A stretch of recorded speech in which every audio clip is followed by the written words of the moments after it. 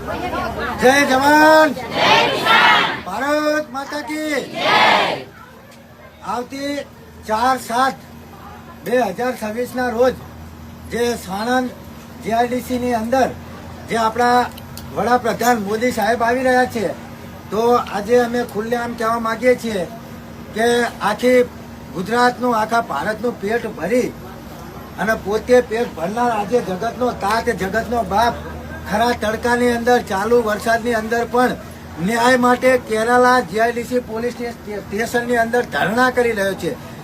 વડાપ્રધાન મોદી સાહેબ, જો તમારામાં તેવડ ના હોય ને તો અમારે તમારી જરૂર નથી.